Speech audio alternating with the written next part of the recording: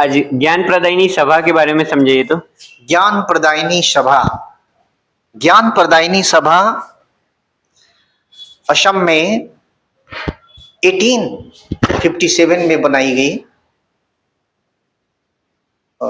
और उस समय एक तरफ आपको मालूम है कि देश में 1857 का विद्रोह हो रहा था। उस समय इस सभा का निर्माण हुआ यहाँ पर आनंद राम ढेकियल फुकन और गुणाभिराम बरुआ के नेतृत्व में हुआ 1857 में। ये वो दौर था जब असम में शिक्षित मिडिल क्लास मध्यम वर्ग का उदय हो चुका था और राष्ट्रवाद की लहर चल रही थी।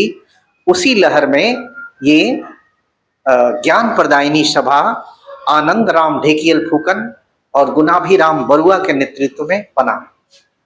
इस सभा के माध्यम से आनंद राम ढेकियल फुकन ने असम में बंगाली भाषा का जो थोपा गया था अंग्रेजों के द्वारा, यहाँ के स्कूलों में, यहाँ की अदालतों में, यहाँ के कार्यालयों में उसका पुरजोर विरोध किया।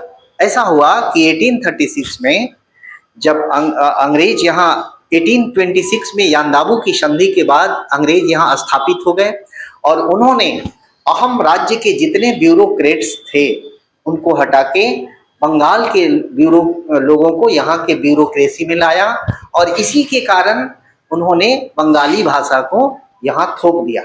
आनंद राम ढेकियल फुकन ने इसका पुरजोर विरोध किया। ज्ञान प्रदायिनी सभा के माध्यम से प्रेस में असमिया भाषा के स्वतंत्र अस्तित्व को लेकर गर्मा गर्म बहस चलती थी और इस सभा के माध्यम से इस विरोध के द्वारा उस कॉलोनियल गवर्नमेंट को ये क्या बोलते हैं, उस समय तो वायसराय आ गए थे, 1857 की यूसी रिवोल्ट खत्म हो गई थी और अंत में इन 1873 गवर्नमेंट ने असमीज लैंग्वेज को रीएस्टेब्लिश किया, असमिया भाषा को फिर से स्थापित किया असम में। इस तरीके से ज्ञान प्रदायिनी सभा की उपलब्धि है और उस समय जो राष्ट्रवाद की लहर थी उसके माध्यम उसके तहत इस सभा का निर्माण हुआ और इस तरीके से ज्ञान प्रदायिनी सभा यहाँ हुई। Thank you. और कुछ नहीं।